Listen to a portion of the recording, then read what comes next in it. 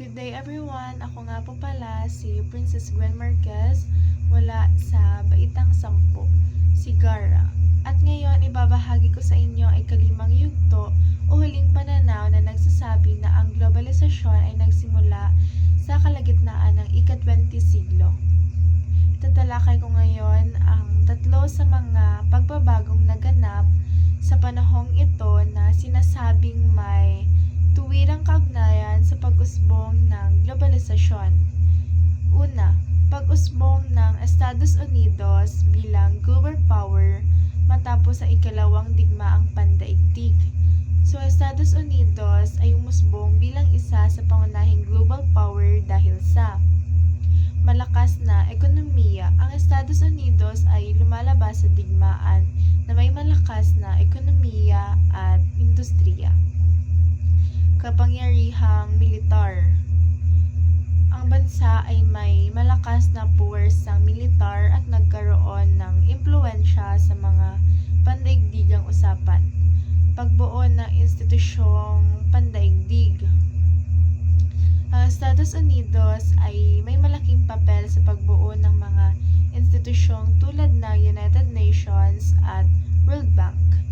Impluwensya sa politika at kultura. Ang bansa ay nagkaroon ng malaking impluwensya sa pandaigdigang politika, kultura at teknolohiya. At yun ang isa sa tatlo sinasabi na may kaugnayan sa pag-usbong ng globalisasyon. At ngayon naman po ay dadako tayo sa pangalawa. Ito ay ang paglitaw ng MNC at TNC. Ang paglitaw ng mga multinational corporation or MNC at transnational corporation or TNC ay isang mahalagang aspeto ng globalisasyon. Ito ay mga kumpanya na nag-oopera sa maraming bansa at may mga operasyon sa iba't ibang bahagi ng mundo. Mga kadahilanan sa paglitaw. Globalisasyon, pagbawas ng mga hadlang sa kalakalan, pag-unlad ng teknolohiya sa komunikasyon at transportasyon. Ito nagdulot ng pagtaas ng mga direktang dayuhang pamumuhunan, paglikha ng mga trabaho at pagpasok ng mga bagong teknolohiya sa iba't ibang bansa.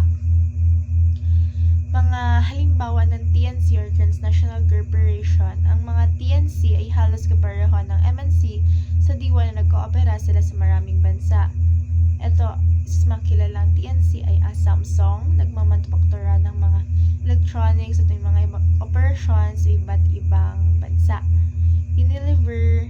Unilever, isang kumpanya ng mga produktong pangkonsumo na may mga operasyon sa maraming bansa.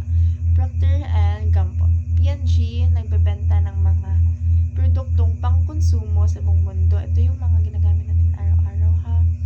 Mga halimbawa ng MNC or Multinational Corporation, ilan sa mga kilalang MNC ay Apple, nagdidisenyo at nagbebenta ng mga produktong teknolohiya sa buong mundo. Toyota, isang company ng sasakyan na may mga operasyon at pagbebenta sa maraming bansa. Coca-Cola, isang company ng inumin na may malawak na presensya sa buong mundo. Nestle, isang kumpanya ng pagkain at inumin na may mga operasyon sa maraming bansa. At yan mga halimbawa ng MNC at TNC na aking binanggit. Ngayon tatalakay ko na sa inyo ang pangatlo. Ito ay ang pagbagsak ng Soviet Union at pagtatapos ng Cold War. Pagbagsak ng Soviet Union at pagtatapos ng Cold War.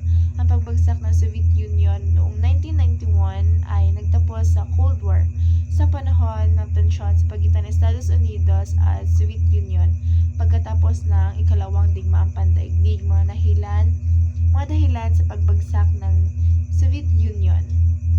Ekonomikong mga problema. Ekonomiya ay ng Soviet Union ay mahihirapan at hindi makasabay sa mga pagbabago sa mundo. Repolitisasyon at reforma. Mga reforma tulad ng glasnost, pagbubukas at perestroika, restrukturasyon ni Mikhail Gorbachev na nagdulot ng mga hindi inaasahang pagbabago. Pagtaas ng mga kilosang nasyonalista sa mga republika ng Soviet Union na nagnais ng kalayaan. Pagkatapos ng Cold War, ang pagbagsak ng Soviet Union ay nagtapos sa Cold War at nagdulot ng mga malalaking pagbabago sa pandaigdigang politika. Mga epekto. Pagbuo ng mga malayang bansa. Mga dating republika ng Soviet Union ay naging malayang bansa. Pagbabago sa pandaigdigang politika. Nagdudulot ng pagbabago sa balanse ng kapangyarihan sa mundo at nagbigay daan sa pag-usbong ng Estados Unidos bilang pangunahing global power. At yan lamang po, muli ako si Princess Gwen Marquez, mag-aaral sa Baitang 10, Sigarang.